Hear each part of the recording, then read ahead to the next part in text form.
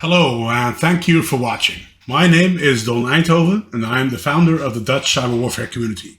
You are watching clips recorded from our 22nd Roundtable event held on December 3rd, 2020. We called it the Corona Edition. This is the fourth speaker out of our set of 10, Keir Giles. Keir Giles is a senior consulting fellow of the Russia and Eurasia program. Keir spent the early 1990s in the former USSR. With the BBC monitoring service, he reported on political and economic affairs in the former Soviet Union for UK government customers. He also wrote for several years as a Russia correspondent for UK aviation journals. Other professional experience in Russia includes a period with Ernst & Young, working on intricate and constantly shifting Russian business law. While attached to the UK Defence Academy's Research and Assessment Branch, he wrote and briefed for UK and overseas government and academic customers on Russian military, defense, and security issues, Russia's relations with NATO and with its neighbors in Northern Europe, and human factors affecting decision-making in Russia.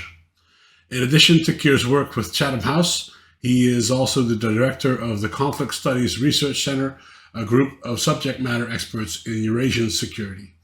Without further ado, I introduce you, Keir Giles. Thank you also for responding so quickly and being here. I'm going to give you the floor, my friend. Good luck. Thanks, Don, and thank you for asking me to come on the show tonight. I'm enjoying the speed dating format, and yes, I'm sure there are going to be chances for the questions that we don't manage to answer in these 5-minute slots to be put to us afterwards so we can pick them up. There's a lot of interesting questions coming through on the Q&A. And you might have gathered already that Don has given us free license to talk about whatever is bothering us at the moment. So it's going to be a pretty broad range of topics this evening, I expect. But he probably guessed that I was going to say something about Russia. And in fact, it's going to be a point that comes back to what our first speaker, Peter, mentioned. The other side having different ideas about conflict to ours, and us, God forbid, not ending up in the position of the French because we can't keep up. Because that's what I've been writing about for quite a few years now when it comes to Russia, trying to explain that Russia in particular has different ideas about conflict overall and cyber conflict within that than what is usually taken for granted in the West. And in fact, in 2013, I did a joint effort with the next speaker who's on your running order, Bill Hagestad, to try to explain precisely that, what Russia and China thought about cyber conflict in order, hopefully, that people wouldn't be caught out when it took them by surprise. Now, some parts of what we were writing about then, of course, are now well known in the West. Russia has demonstrated what it means by information warfare in practical terms, particularly that aspect of weaponizing hostile content as well as hostile code, as we've seen demonstrated in attacks on democratic systems and elections and referenda and so on in a wide range of different countries. So that part we think is already well understood. What Russia was talking about all those years is now firmly established in the mainstream of understanding cyber-enabled threats in the West. But there's another point which is also prominent in Russia's understanding of conflict and cyber's role within it, but seems, as far as I can tell from open sources, to be practically invisible in the Western discussion. And that is the role of physical control or destruction of civilian telecommunications infrastructure when it comes to state-on-state conflict, or even before the threshold of conflict, in the gray zone, for example. Now, let me tell you a story that will be very familiar to some people, but maybe come as a surprise to some others, and that's about the seizure of Crimea in early 2014, and how exactly Russia went about ensuring that that took place with no resistance whatsoever. It was all about information dominance. It was all about ensuring that the population of Crimea had no sources of information other than what was coming from Russia. There was a steady process in the days leading up to the intervention of taking control of the traditional media, radio and print and television. But then immediately the operation was launched to put Russian troops out on the streets in Crimea. The first stop was taking over the internet exchange point in Simferopol and the telecommunications cables connections to the mainland in order that Russia had complete control of the internet and of cyberspace within the peninsula. And importantly, Russia thinks that that was a key ingredient in that operation being such a huge success, in this great geostrategic gain with only a few shots fired and only one fatality, and that was an accident. And that's led to a huge change in how Russia overall sees conflict. You now have people talking about information activities, including cyber, being something that can replace armed intervention for resolving those policy clashes with other countries. And specifically, that led to an intensive program of Russia looking for vulnerabilities where it could replicate this experience of the Crimea elsewhere. Throughout the period 2015 through 2016, 2017 onwards, there was an intense and urgent search for vulnerabilities in civilian cyber infrastructure. This was the period at which we saw all of these Russian submarines checking out subsea cables, previously a very secretive activity, but now something that was happening so urgently that it became visible to mainstream media and pretty much everybody knew what was going on. In space, too, Russia detecting the vulnerabilities of not just Western militaries, but Western societies overall to dependence on space-enabled capabilities for communications, and therefore developing means to target them, whether it's orbital or ground-launched or electronic warfare, maneuvering satellites close to civilian communication satellites, either to reconnoiter them or to practice for actually eliminating them altogether. On land, too, probing the vulnerabilities of fiber optic cable networks and where exactly you can pinpoint those single points of failure for communications in order that you can interdict information in the same way as they did in Crimea. And in online space, if you look at isolated incidents of Russia taking media offline or attempting to, like TV5 Monde in France in 2015, or the VPN filter malware in the United States and across Western Europe in 2018, what's the common unifying factor between all of these? It is interdiction. It is making sure that governments cannot communicate with their citizens, with their civilians in time of crisis. And it's making sure that there is no way in which anybody can counter those messages that may be coming from Russia at that time. Now, it's impossible to replicate that success of Crimea exactly anywhere else in the world because Crimea was unique in terms of physical geography and human geography and internet topography and so on and so forth. But Russia thinks if it can get even somewhere close to that, it'll be a huge success. And the problem is, we don't see that as a threat. When we're thinking about the Western perception of cyber conflict or indeed military conflict and the overlap between the two, we don't have the situation that was taken for granted in the Cold War, where, for example, you knew that the first step when the Soviet Spetsnaz came over the hill was that they would be going for the telephone exchanges, the broadcasters, the civilian telecommunications infrastructure, and therefore that by default was something that you would protect in time of crisis or in escalating tensions with the Soviet Union. Major exercises, major military exercises would, of course, have looked after those facilities because they were seen as key vulnerabilities for takeover by the adversary. Do we have that now? I ask the question quite openly because I simply do not know the answer. Is it the case that server farms, communications nodes, telecommunications cables, termination points, broadcast facilities, etc., see themselves as targets for not just cyber intervention, but also physical intervention? Do they have, as part of their business continuity plan, fending off attacks from Russian special forces? The bottom line that we take from looking at this pattern of Russian activity across the whole of these domains and across quite an extended period of time, building on these lessons from Crimea, is that each of those civilian telecommunications infrastructure facilities, which are now in private, not government hands, have to be treated as every bit as significant and as necessary to be defended as any other strategically important facility in time of crisis. Now, that is my 8 minutes instead of 10 to leave a couple of extra minutes for questions. Yes, excellent. So thank you so much, Keir. It just took me a second to turn on my webcam here. We do have some questions. By Paul Toon. Keir, what is the effect on the Russians of naming and shaming, risking that asking the question is answering? Yes, I'm afraid it does, because the clue is in the question. The problem is you cannot name and shame anybody that doesn't actually feel the shame.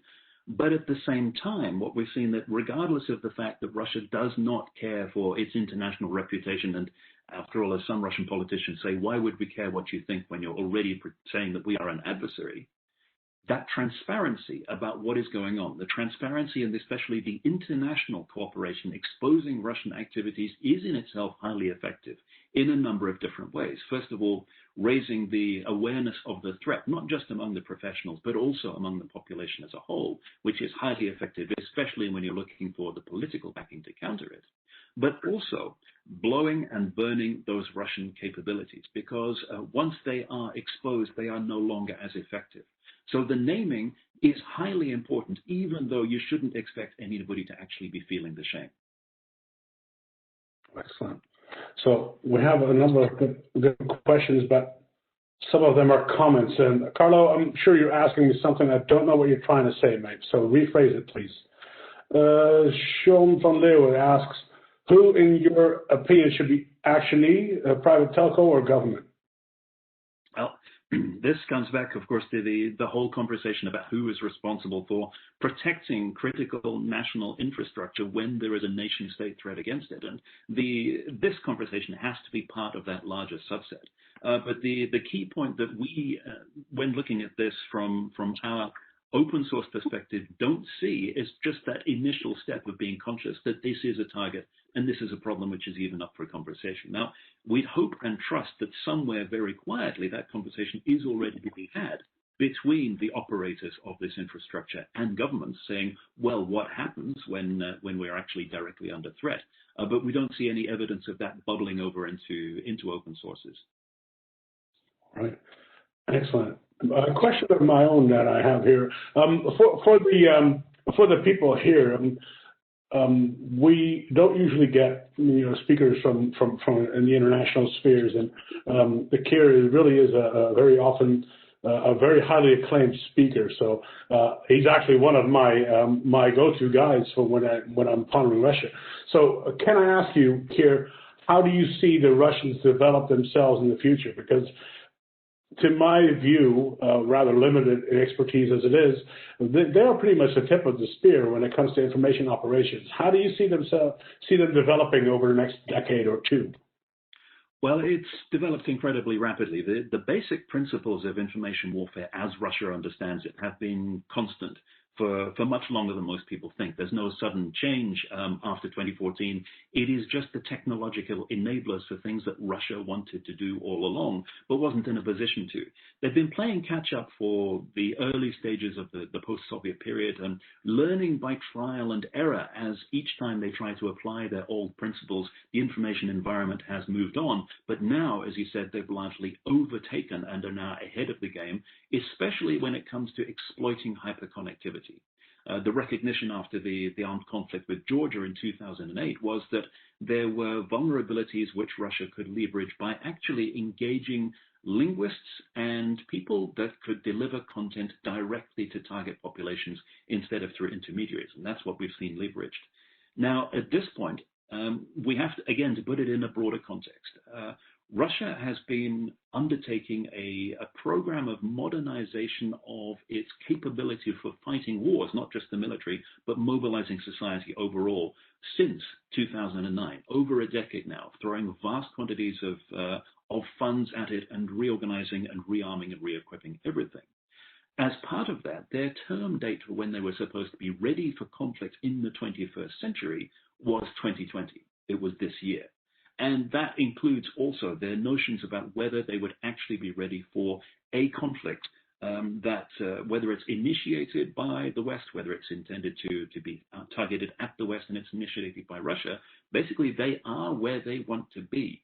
And so all of the trial and error and all of the polishing of their information weapon we've seen in places like, for example, Ukraine and Syria, and practicing across the borders to the NATO contingents in the Baltic states, has been towards that aim of making sure they know what is going to work and what will not. A lot of testing, for example, of different cyber and information activities and outreach directly to individuals, because in this conflict, as Russia sees it, nobody is too unimportant to be either a target or a vector to a more important target. And that's really the bottom line for us, is that everybody's involved in this. There are no rear areas. All right, excellent. Thank you for that. We have a question here. Does NATO have the capability to catch up with or address the Russian threat right now? Well, where do you narrow it down? I mean, NATO has made the best of a bad job in terms of dealing with conventional threats, because, of course, you drag along with you the least willing of all of the NATO countries. In cyber terms, it is astonishing to me that NATO, even though it has finally agreed that it should have some cyber capabilities of its own and not just devolve everything to the individual member states, which of course makes the organization as strong as its weakest link. And now that it has decided maybe a cyber operations center would be a good idea, the timescales for putting that in place are spreading out over years. I think we're into 2025 before it hits full operational capability. So as with so many other things, dealing with NATO is like turning a supertanker around, but in this case, there's no discernible sense of urgency whatsoever, which seems to me odd.